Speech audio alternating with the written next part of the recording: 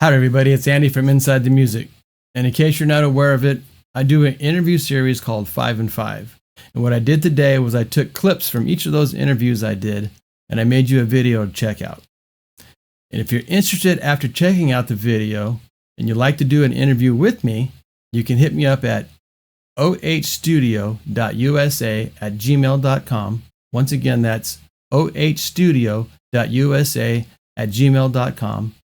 And we'll set up a time and date so you can get an interview done with me. All right? Y'all take care. Bye. Well, my idea behind this interview was to, and I'll let everyone know this is my first interview, and Robbie is my guinea pig. Yeah, there you go. Yeah. Anyways, I have a list of questions here. Let's go to question number 1, if you don't mind. Yeah. So we got. What software or hardware do you use for music production, and why? Well, do you have a moment to talk about our Lord and Savior Reaper? And then what about you? Because you're also a songwriter. You have some really great songs on Spotify. Thank you. Y'all need to check his music out. It's really good. He sings very well. Thank you. Something I'm not proficient at. Yeah, I love your voice, dude. And that's an important thing to have, talent. So, anyways, but when you write a song, do you have a strategic way you go about it, or do you just start strumming on, like me, strumming on a guitar? Ooh, I like that. You keep it. Yeah, I never really write lyrics on their own. I always sort of write it with the guitar in mind as well. I can't tell you which one comes first, really, because perhaps one inspires the other, and then I'm not really a lot of people are like, oh, I do this first, do that. I just do whatever. I'm sure I've done both. And yeah, that's kind of how it starts for me. So always with a guitar in my lap, and messing around with some chord ideas, and then seeing where the inspiration takes me from there. That's pretty much my technique too. Today I have with me Chris Selim from Mixdown OnLine. He also has an academy. If you haven't had an opportunity yet to check it out, I highly suggest you look it up on the internet. Chris, can you give them where they can find that information? Yeah, straight on my website, mixdown.online. That's simple, so all courses and the page to get into the membership, which is closed right now. Okay, not the membership itself, but the registrations. Okay, so I open that a couple times a year. So just important to be on the mailing list or the waiting list for the Mixdown coaching community. All right, let's go on to question number 5, the first 5 of 5 and 5. So, and finally, question number 5, could you share a particularly rewarding experience or feedback you've received from your audience regarding your videos? It's always the same. You help me a lot, with my music. I remember a few months ago, someone's sending me like a vinyl copy of their album. Wow. That's because of you. I went through your course, and there you go. It's not perfect, but I released it. It's there. Can I send it to you? Cool. Oh. Yeah. Wow, that's sweet. It is. Yeah, that's inspiring for you, I say, to keep moving forward. Big time. So that's like, okay, cool. Yeah, well, because transformation is what this is what rewards me, is when I see people being transformed. Right. Their production mixing skills or whatever they do in the studio, right, by watching my tutorials or when go through my courses, and so if I can help make them better and make them release music they can be proud of, man, mission accomplished. Well, and that's a cool thing with the Mixdown coaching community. Mm-hmm. I mean, we listen to a bunch of mixes that people are actually going to release. Right. Yeah, one of those people. I like that. And you're one of them, exactly. So, hi everybody, it's Andy from Inside the Music, and today I have Mark Anders. He's a self-producing songwriter. Long story short, I think the thing about production that helps my songwriting is, I'll start mapping something out and laying the parts down, making a demo of it. And just, as I'm listening to it back, over the course of hours or days or weeks, however long it takes the idea to develop together. And what I started to say earlier, when I tend to write, I tend to start hearing it in a band arrangement right away. Like I'll start hearing the drum part that I want with the riff and the bass part that's going to match it. And, is there a counter guitar part that goes against this part? So, all that starts to kind of come, and then I start trying to record it and put it down. And then I think where the influence on the songwriting comes is then when I start listening to all the parts back, it gives you that chance to sit back and hear it all and say, oh no, that doesn't work. And Right. That needs to be that. And this needs to be this. And I hate that part the way it goes, so it influenced me from that standpoint of being able to listen to things and refine things and fix things and try different things and see what's works best, I think. And on today, 5 and 5, we have Charles Root, a good friend of mine from a couple of communities I'm involved with. All right. So with all the advancements that plugins have achieved, do you still think it's necessary to have outboard gear to mix music? Do I think it's necessary? I don't think anything's necessary. Like, I don't think fancy Neumanns are necessary. So, I've told people, if you go to Home Depot and buy a bucket and fill it up with 57s and 58s, give me some mic cables and an old PV Live mixer from the 80s, I can make a record with that. Right. Right. So is it necessary? It's not necessary, but it gives you different colors and flavors, I think.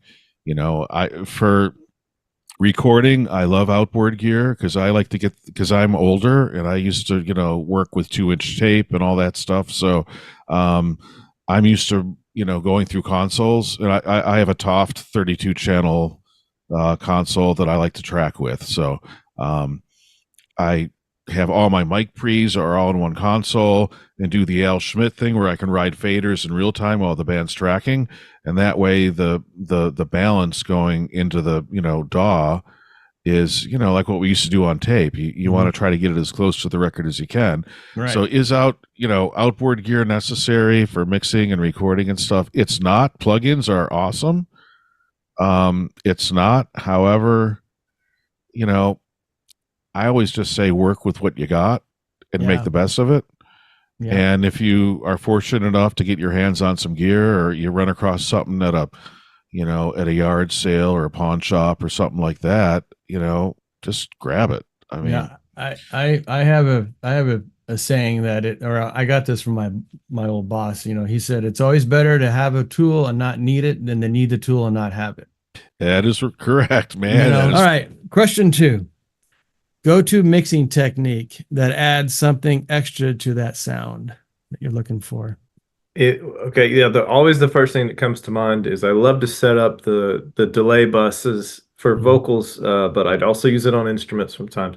I love to set up a delay bus whose output is into my reverb of choice. So it's not dry audible repeats, but the delay I can run up and down on the fader and push little amounts up and down of how much stereo delays usually go sort of swimming into the reverb.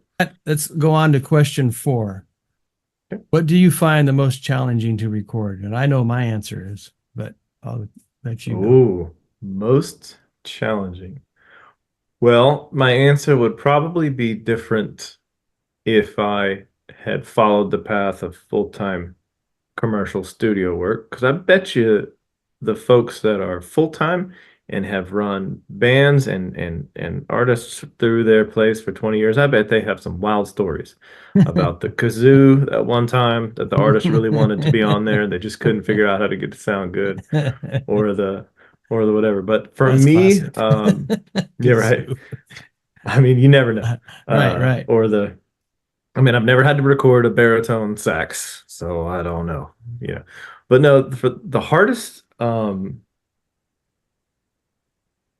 a little dirty secret about myself and the acoustic guitars in particular, even though I've had quite a few wonderful guitars, and I have 2 vintage Gibsons, there are certain songs and certain sounds that an acoustic can do that it has pissed me off for 20 years that I can't quite get it. Yeah. And I've used about every technique under the sun.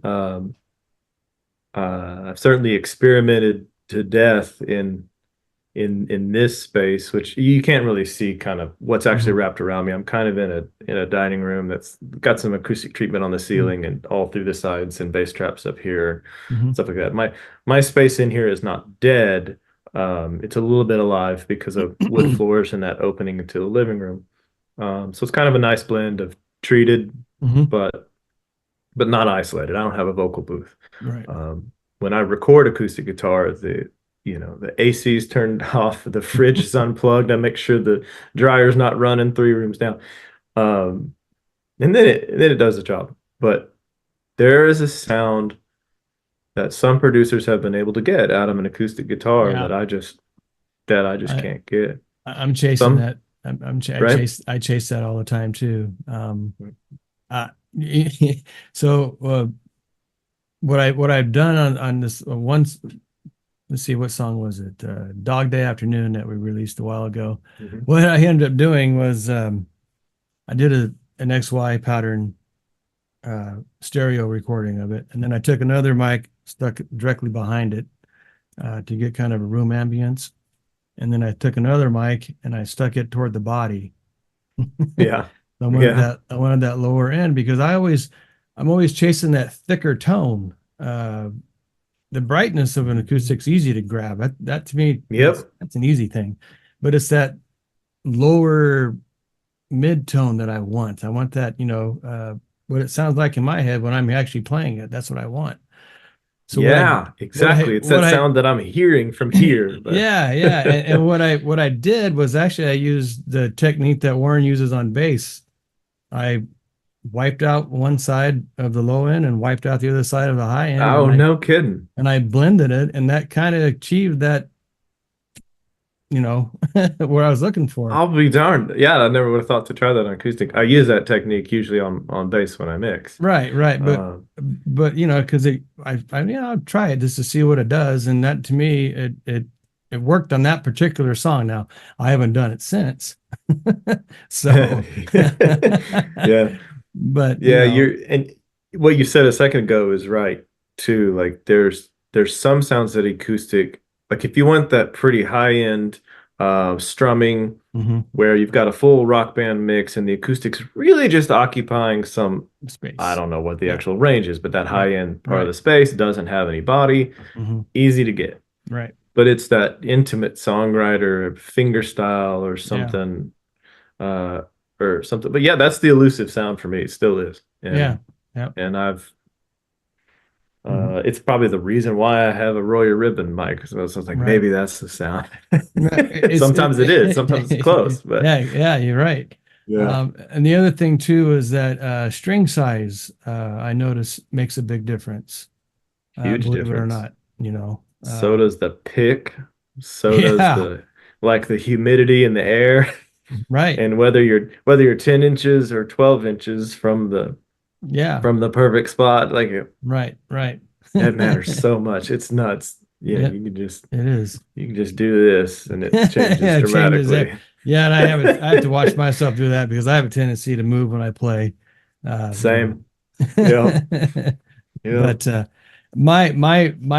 the one that is recording my wife when she sings. Oh yeah. Because I want that to be the the main focus of the song, and I want to get that just right, and I screw it up all the time. I really do. Come on, we got to go back in there and do it again, and a lot of it has to do with the room. For sure. Rooms. I had a vocal booth back here, but I was going to ask, is that where you do it now? Well, right there. I had coming off this.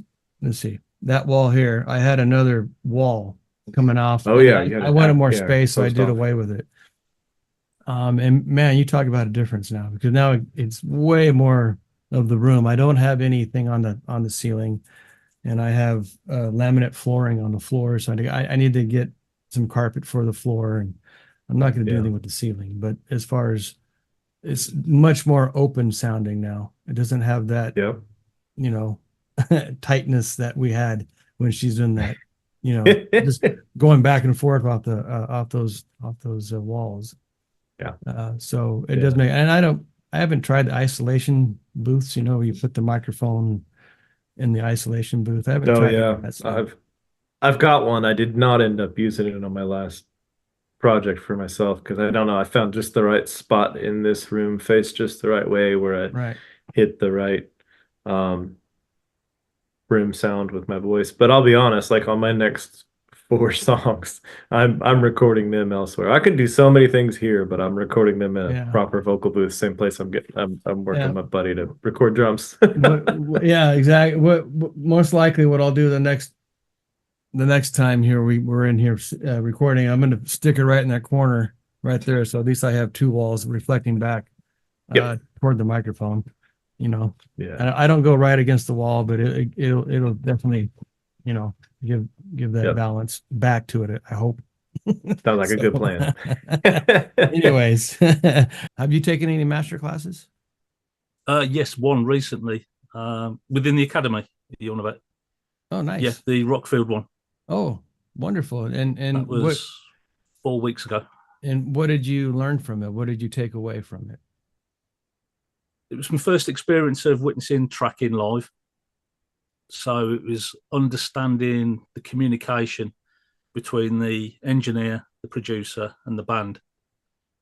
And it's just really enlightening, and such a different world to where I've come from, where the communications really open door policy.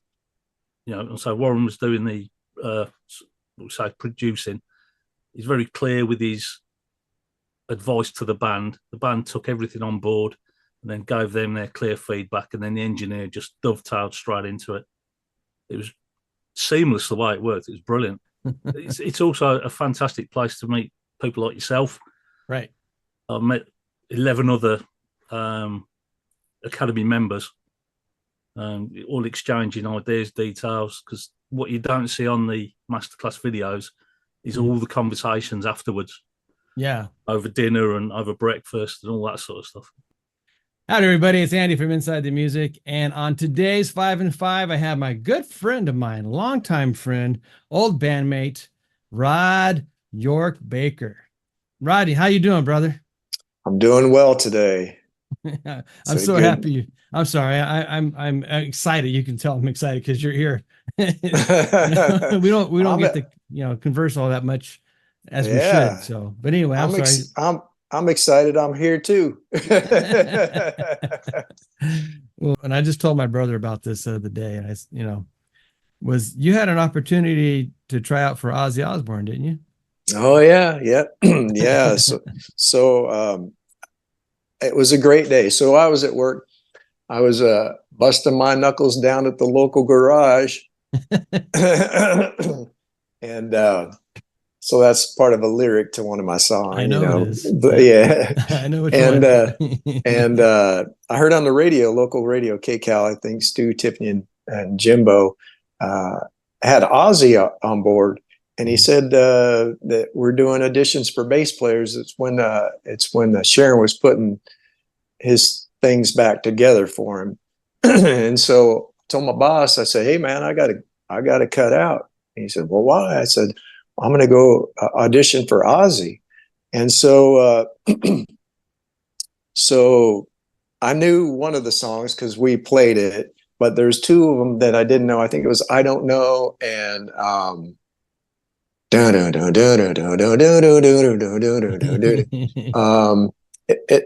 gosh, I forget the name of it. It's about Perry Mason. That's what it was. Right. So I had to buy one of the albums. I didn't have it. Good ploy on Ozzy. He made 10 more bucks. And so I came home and I, jammed out, And I had my stuff down. I didn't need music or anything by the time I was ready to go down there. But I took a promo picture that I had, and I took a cassette of one of the prog Rush meets Metallica bands that I was in that with me, and went down there to Hollywood, down to, I forget the studios, the studio, you know, that a lot of folks record in and whatnot. And there was a casting call line there, and I was in the line, and here they come with the pizza trucks, and they pizza the line. And I didn't eat it because I had some backup vocals I thought I might have to do. I didn't want nothing to, you know, block my thing. And then here comes the beer line, and nope, no beer for me, man. I want to get the part, you know? Right. And so, and then shortly thereafter, the crew sent out a camera. So they're, you know, going by all the different people, and they're like, people wouldn't even say anything. When they got to me, I told them, you know, I'm from the same town where Randy Rhoads' family was from. And I sure would like to, continue on maybe for our city. And, you know, I sure would like, you know, the spot. I continue to talk. I wanted them to know, you know. And so I spent probably 5-7 minutes. They spent that time with me and thanked me. And then so before long, the music stopped from the inside. They were running through them 3 songs over and over, and they came out and announced that the players in there, you know, they played that song, the songs, you know, enough.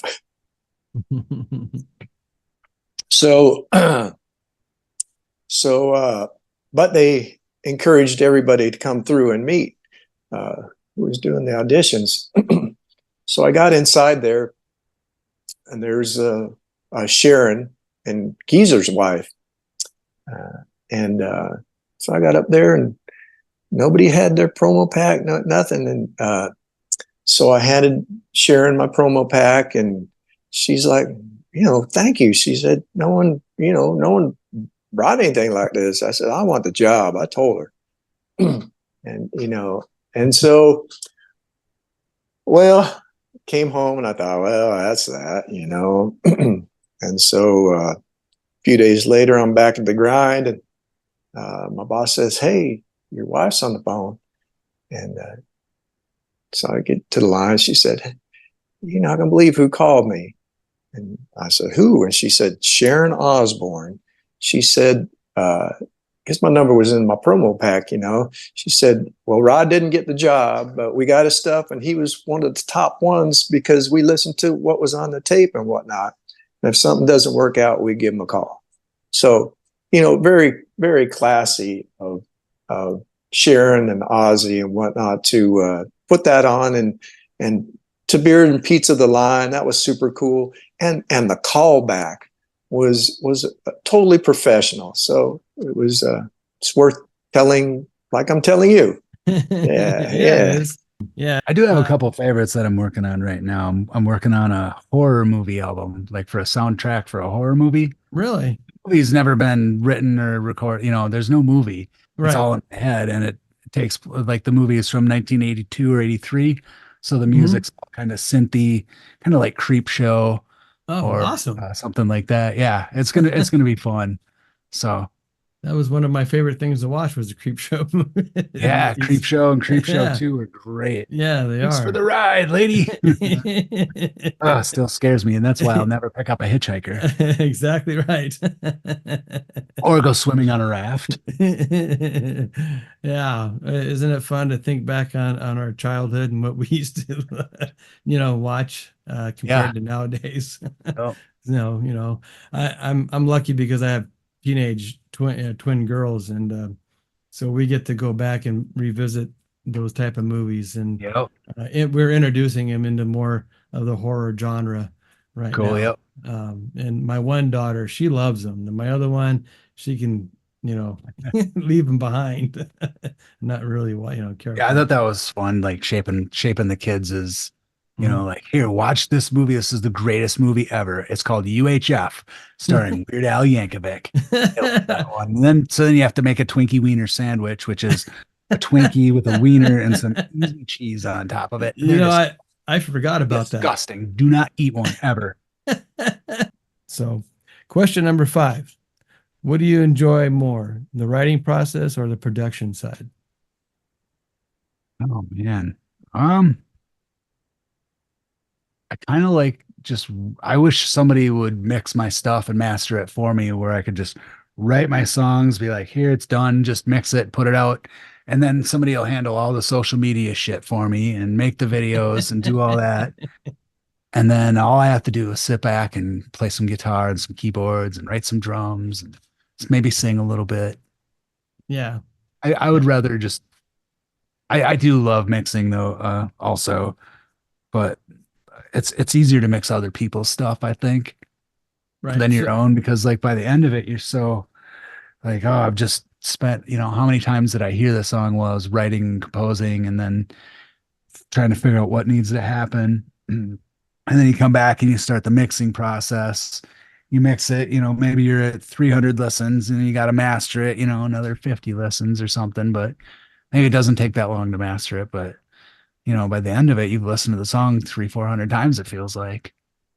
Yeah. I enjoy the writing process, but when I'm doing the writing process, I'm also doing my best attempt at the best scratch track possible.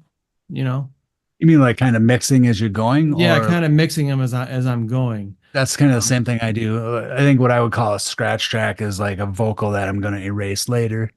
But yeah. But so for myself, because my wife, she's the singer, in our band and stuff. So the scratch track that I'm referring to would be me, the one singing on it. Oh, sure. Yeah. So she has to listen to my beautiful voice. Yeah. But like I said, that's just for track, and then she takes it and does her own thing with it. But I do, the more I'm doing this, I do enjoy that part of it. And I'm getting more into the trying to get it right before I do the recording. So, I'll mess with the tones and the on my guitar. So there's less mixing involved later on down the road, I guess. That's what I'm trying to get into now. I like the saying where they're like, record as if there is no mixing, mix as if there is no mastering. Yeah, that's I've never heard of that. And that's something I'll take and put up here in my head. I don't remember who said it, but whoever did was really smart. Might have been Warren. Maybe,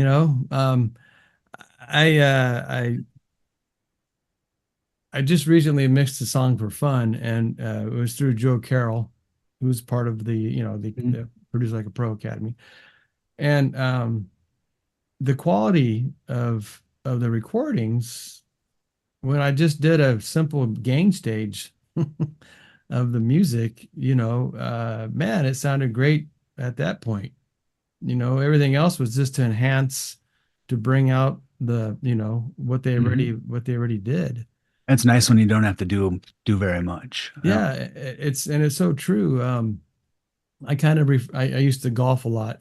So, and when when you go out and you play on a public course compared to when you go and you pay at a private course, the divots are much bigger, and the grass on the fairways not as nice. So to make that comparison, for mixing, for me, makes a lot of sense, because when you go to that private course where it's much more groomed, easier, and even if you hit it in the rough, you're still not nearly as bad as that public course in the middle of the fairway. Yep. So it makes a huge difference. So, for all y'all out there that are, getting into this or starting off, they always told me to my thing was this, oh, just record straight into your interface and, do all your mixing in afterwards.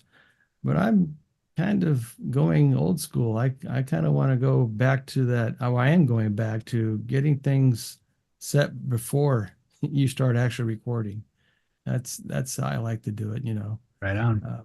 I don't have a whole lot of like outboard gear or anything, just maybe a couple of mic preamps, but right. Yeah. But I have some in my interface has like compressors and stuff built into it. So I've been playing with those a little bit too, trying to, before it hits the tracks, make it sound a little bit better. Right. Hi, everybody. It's Andy from Inside the Music. And on today's episode of 5 and 5, I have a very special guest by the name of Mike Ledoux, right? Ledoux, close enough. Ledoux, I'm sorry. Gosh darn it. No, it's I all just good. went over this with you and I screwed that up. It's all good. I'm sorry, man. That's just how we make the opener interesting. There were 2 songs I listened to today from you, and there was a chord in one of the songs. Actually, both songs had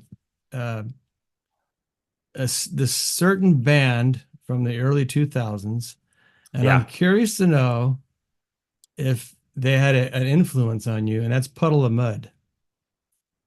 Was that anybody you listened to at all? Or I mean, like it may have had an influence just in passing, but what I would guess is that I probably was influenced by whatever they were influenced by. Right.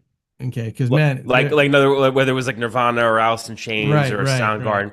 Because I think I know where you're going with this, but go ahead. Well, that's my thing. I was just kind of curious to know if Puddle of Mud was one of those bands from the that era of so influence. Yeah. So you're on the right track with the question. So it's like I'll like I won't like embarrass myself, but I'll see if I can at least identify the chord I'm thinking you're thinking of. Mm-hmm. Okay, I'm relatively in tune, but in Despair with Flair was kind of an unofficial ode to like 90s grunge. Yeah. Not so much like I was trying to sound like that, but it was like I said, this was an important. That's the song I'm talking about. Yeah. Okay. It was probably like there's like a banana in Blood into Wine. Right. That to me, it's like and I'm sorry. I'm really bad when it comes to music theory. So I think maybe it might be what they call a diminished chord. I don't know. Yeah. So there's something in that song which is like sorry, I haven't played it in a while, so don't judge me, anyone who's but like that's all right. So there you go. That's it. Like that's the chord there. Yeah. Anyway, I have to double check my what key I was in, but yeah, there's that's diminished, and I just kind of hammer. Yeah, and that was that was sort of like that's a good example too of like that was always there in the song. I use it in one of the other songs on Despair with Flair, but like in a really kind of subtle way. Right. And that's a good example of having a core idea that no matter what was going on with changes in the song, that always kind of had to stay in there and things had to hinge around that. Right. And it gave like a little bit of drama to the song. Thank you. Yeah, I Puddle of Mud, I don't know if you ever listened to the whole entire album. No, I just probably know the she hates me, right? And I encourage you. I'll go back and listen to it for sure.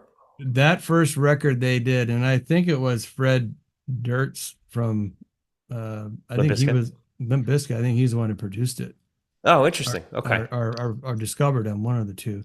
Yeah. But it is so good. And I forgot how good it was. Yeah. And then driving down to Lake Havasu one day, I got my old CD thing out, and I still have a CD player in my truck. So nice. Lock on to me. Yeah. I pulled it out. I have one in the Subaru. It's fine. Yeah. Yeah. And even my wife was like, "Who is this?" And I go, "It's Puddle of Mud." And she was like, "Man, they're good." I go, "It's the whole record, dude. From song 1 to song 12 or whatever, 14, all the way through. There isn't one bad song in that entire record." Okay, interesting. I'll have to go back and spin that. Yeah.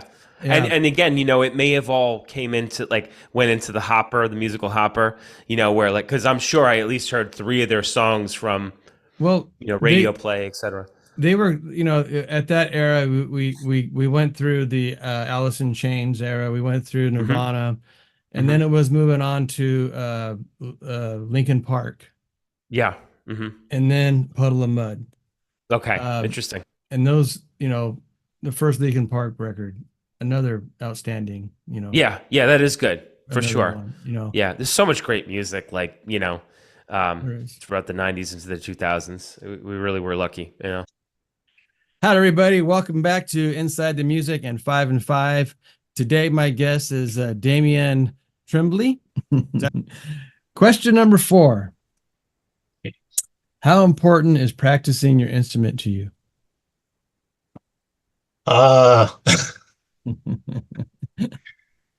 You know, it was very important at the beginning, and I was really into scales and practicing chords and all that. But, you know, for the last maybe 5 or 10 years, I play more than I practice, you know.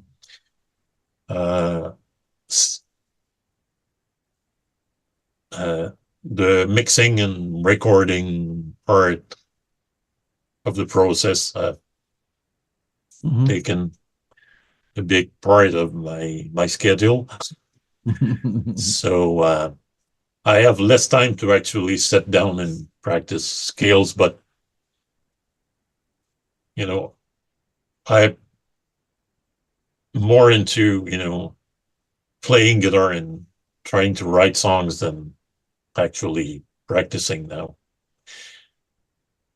I should practice more, but well, I think I'm in the same boat. I have a tendency to, and maybe you just don't realize it, but when you're writing a piece of music, you're exploring new things. So in a way, it is practice, because you're practicing to get that just right. So it might not be the technical practice, you know, where you're going up and down the fretboard, you know, and doing scales, but it is a form of practice, because, you know, you're learning something new. It's not the same thing you've been pursuing. So yeah, you're right, because sometimes, you know, I have an idea, and you know, I think of some chords inversion that would be better, but I'm not able to play that way, so I have to practice to achieve to get it right. Right. Hi, everybody. Welcome back to Inside the Music and 5 and 5. And today I have my wonderful guest, someone that I got to meet at the NAMM show a couple years back before the pandemic. His name is Addy. Now, can you pronounce your last name for me? Because I know I'll screw that up. Of course, dude, man. My last name is Polish, and even in Poland they screw it up. So don't worry. My last name is Pagentny. Okay, see, I would have never came up with that. Even I forget it sometimes. Question number 3. Please share what you just accomplished in Morocco, and can people still help in any way possible? Oh, man. Thank you so much for mentioning this. This is going crazy. It will blow your mind. Again, I'm getting goosebumps, dude. If you haven't heard the news, man. Goosebump alert. I'm going to have to get a card that says goosebump alert. This is crazy. So after our Morocco journey, and after leaving Morocco after 2 years, I was thinking, did we really supported people?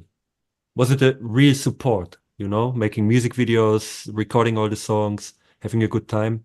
For sure, on one hand, yes, but my big goal was to create these videos with the artists who can't afford it or don't have the possibilities, and then that they can send it out, find the manager, and maybe tour the world. Because all our conversations in Morocco were about, it was really about human connections, peace and love and respect to every country, every culture. And I can go to Morocco, but they can't come here to Poland to visit me. It's difficult to get the visa. So the easiest way to get the visa and to allow this interaction is artist visa. So I was hoping to help them with this, but a couple of the bands, they don't play even anymore, you know, they have regular jobs. And so I thought, how can I make really something sustainable? And there came the idea, education is one of the biggest gifts. Education and independence. So we are building now the first music production school in Morocco, starting in November 2024. So awesome. Man, it's so incredible. I had the idea for 1.5 years now and didn't know how to do it. So I did it my way again. I said, "Hey, with it, let's just get started, you know, right now." And we have a building there together with Taman Art Space. There is like an association for artists called Tafelen Art. I really can't pronounce it. Like I learned some Darija, some Moroccan, but I can't Tafelen Art. And we have a building there. So I said, let's just start with one computer, get one screen there, and at least start building a free of charge record studio. Because there is one record studio that is really good. It's like top notch, and I could work there for 12 days. It's the studio from the King of Morocco, Studio Hiba. Very nice people there. Incredible artists are recording there, and they are supporting 3 young artists every 3 months. They get one free record produced by one of the superstars there, which is incredible. But in the south of Morocco, like the desert region, there is no possibility. It's like, and it really happened. It was 2 months ago. I made the album in Morocco last year with the band Tassout Animal. It's one of the biggest acts there. And they were reading a poem in their own language, Tamazir. And one word was wrong. I wasn't there anymore. Hassan said, the vocalist, Hassan said, okay, I'm gonna drive to Ouarzazate, which is like a 150-kilometer drive, go to a studio, re-record this word, and come back. So he made like 300 kilometers, 2-day trip. Gosh. To record this one word. And it sounded like somebody put the condenser in the bathroom in the most reverent place somewhere. And he was standing 5 meters away from it. This is how it sounded, man. Are you kidding me? You're like on a 2-day trip. Right. We're about to finish the album and you sent me this bathroom recording. Now, please get an iPhone from your neighbor and sing it in the iPhone. And this is now what landed on the record. Yeah. Because I could adjust it with EQ and so on. Sure. But there is something missing. So the first step is we're going to build the first recording studio that will be free of charge. And we got a bunch of companies supporting us. We have Kali Audio on board, sending us speakers, Audience sending us an interface, Luit sending us all we need. And now, and this is crazy, man, the company UJam contacted us, Peter Gorgas. And if you don't know, UJam has been founded by Peter, Pharrell Williams, and Hans Zimmer. Oh, wow. They sent us 5 full licenses, plugin licenses for their whole suite, which is insane. Plus, he wanted to be a patron of our school. So he said, all the industry contacts I have, and, you know, he's programming, like his company is programming for Avid also. They do so much, man. He's the godfather of VSTs. Right. This man called me, man, and took his time. We became really good friends. Actually, in 2 weeks, I will be in Berlin where we meet in person and just see what else we can do. And now this project, instead of one computer, we hit our fundraiser even after 12 days. So the guys are making some repairing work in the studio, and putting new pipes there and everything, so it's safe. And with the rest of the money, so I'm buying now the Mac Mini, the first one, and the screen, you know, all the peripherals, and sound isolation we're gonna put in there. Awesome. But now we probably extend it and try to get 4 Mac Minis and see what happens. So the more we raise, even when our fundraiser is full, the more we raise, the more equipment we can buy. And I want to tell you the situation in Morocco. If my guitar string breaks and I'm in the Sahara Desert, I have to drive 650 kilometers to the next music store. Oh my gosh. To get it. The only distributor that is there is Yamaha. And the equipment that you can buy there, like if I want to buy new speakers, I pay 30% more because of the high taxes on imported equipment. So I want to change this. I want to bring the equipment there and educate two people. I have now Ahmed and Mustafa, and they will be the first two guys that I'm gonna educate. So in November, we're gonna finish building the record studio.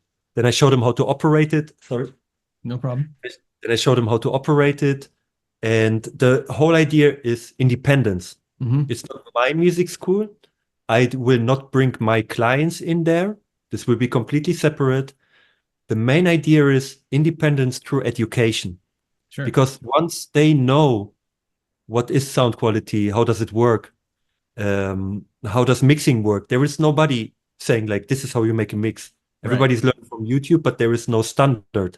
So there is a lot of, like, it makes me sad sometimes when I see incredible artists that I know personally and they can't afford a mixing engineer. They find somebody who say he can do it, and then this album comes out. I'm so happy, and then I hear it, and it's really not well mixed, neither well recorded, you know? And they will not get gigs through this. They will not get a manager through this. They will not be able to support themselves through this. Right. The main idea is really to have like 3 or 4 computers there, get all the plugin licenses, get all the equipment, and that one day I can just go out of the school and they run it on their own. Okay. There is full independence from my side that I want, because I think this can really make a change. I think you will. I think you are making a change. It's not, you know, you are making a change, and that's the bottom line. Where you have a GoFundMe account set up, right? Yeah, we got the GoFundMe account, and additionally, I made like a audio podcast where I'm talking like 5 to 10 minutes about our journey, like telling a short story about the song that we recorded and playing the song, you know. So we have 2 parts about Morocco. You can learn more about the people, more about the culture, more about the music that we created there, and about the talent that is hidden there. And yeah, you can listen to it on Mixcloud. And then if you like, support us on GoFundMe. Would be amazing when you can put the link there. Yeah, I will. The link for the GoFundMe will be attached down below for sure. Absolutely. That's amazing. And there will be an Excel sheet, because this is the last thing. Really, I put my lot of thought into it, you know.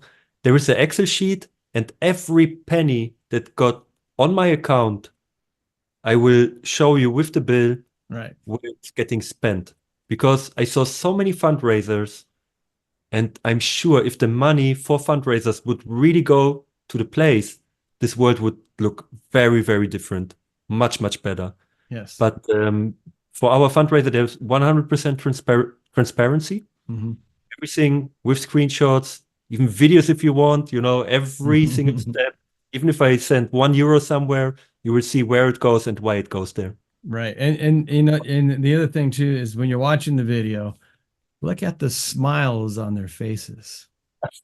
Please. Yeah, oh man. It's amazing. It's amazing. Yeah. To put smiles on people's faces to the world, reflects back to everybody. And just an amazing thing you're doing, brother. It really is. Thank you so much, man. I'm so honored to know you. I'm so grateful. Hi, everybody. Welcome to Inside the Music 5 and 5. And today I have a very special guest. His name is David, and I'm going to let you pronounce your last name so I don't screw it up. It's Unsaker, just like Warren says it. Shout out. What's up? What's up, Andy? Okay, man. You guys are going to get an opportunity right now to check out David's studio. So let's check it out right now.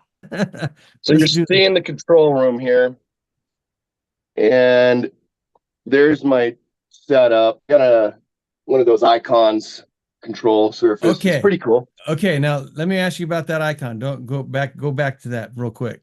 Because I've been eyeballing those. Are those worth it? I really, really like it for transport operation and riding rides with it. It's fantastic. I don't think I'll ever be fully off the mouse, but it does have its uses for sure. And that's the one that costs $550 or so. That one there, that's the 8. Yeah, it's pretty affordable. It's like $500. Right. And I got the extra monitor so I can see the tracks. Right. And it works killer, man.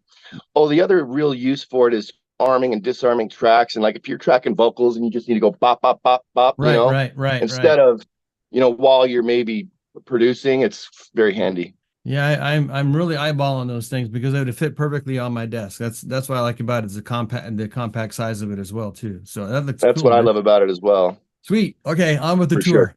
Sure. Okay, so you see all that. I got my micro cabs down there, and then we're gonna go into the rehearsal room, which is also the drum room.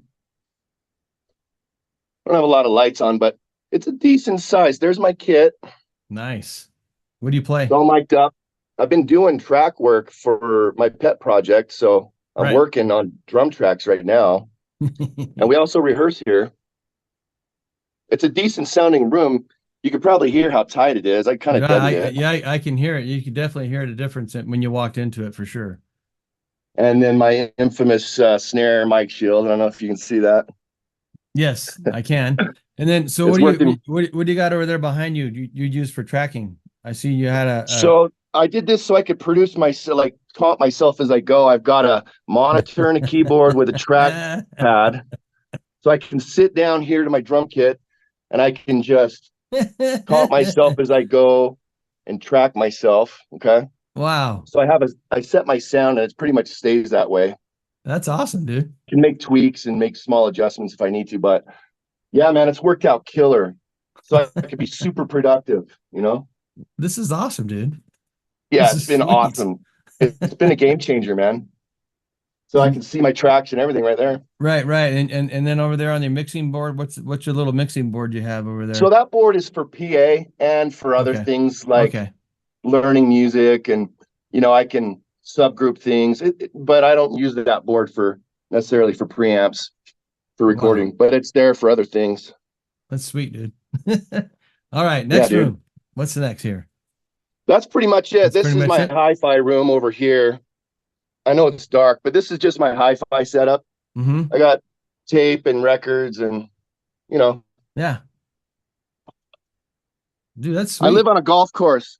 So the golf course is right there. Dude, you have everything I want. Yeah, it's pretty cool, man. I'm blessed. I'm very blessed. Awesome. Very blessed. Awesome. So let's go back to your original spot you started at. Yep. Let's go over some of the stuff you have, being we're on this subject right now. Tell me about some of the equipment you have. Again, thank you for doing this. And I'm a fan, and you're doing a killer job, dude. So thank you. Thank you. I appreciate You're awesome. that. I appreciate we love it. Well, the community loved it. Well, thanks, man. I really appreciate this. The kind words. I do. I absorb them, and I do really appreciate everybody's feedback. You're getting really good at interviewing too, man. I think you're a great interviewer, actually. Well, thanks. Yeah, it's I love to talk. So talking, and I love to get to know people. I don't think enough of us ask questions in regards to people. So this is a great way for the community, not just Produce Like a Pro, but other people to get to know what you do as well, and to learn about your own projects and maybe your own bands and stuff like that too as well. So that's what this is all about. I named it, being we're on the subject and we're talking about things, I named it Inside the Music because there's much more to music than just the production side and writing. There's life involved with music as well too. Everybody has their own their own destiny with music and how things got to where you are. So that's the reason why I called it Inside the Music, because I want the entire world of music to be looked upon, not just the little tiny bit that people get to hear over the radio. So exactly. I totally agree. I get it. You know, a lot of people don't understand what goes into it. They just hear it.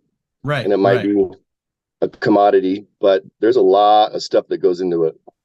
Howdy, everybody. Welcome back to Inside the Music and 5 and 5. And today my guest is Sean Michaels. He resides all the way over in Essex, UK, in a town called, let me make sure I got this right, Basildon. Is that how you pronounce it? It's Basildon, but that will do. Okay. Same as Sean, you know. It's my California accent.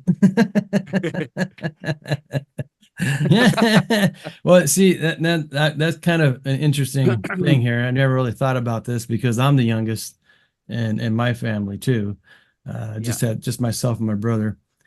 But if you look back on things, if you go back to like, you know, Michael Jackson, he was the youngest brother. Yeah. You know, and then you have, and I'm gonna, you know, Osmonds, Donnie and Marie, those two were the youngest of the clan. Yeah. You know, so and it'd be interesting. It'd be really interesting to see if there's a correlation between all these musicians of where they are age-wise in the family tree. I'd really be curious to know that, you know. I see what you're saying. Yeah. You know what I mean? Because you know how the younger kid usually gets more of the attention. And I wonder that might have something to do with the fact that we kind of maybe push our way into something like we do. You know, to maintain that would be a good thing to research. I might get the Google out later and find out. You know? Yeah, you know, I just thought about that right now, just talking to you. I wonder if that could be.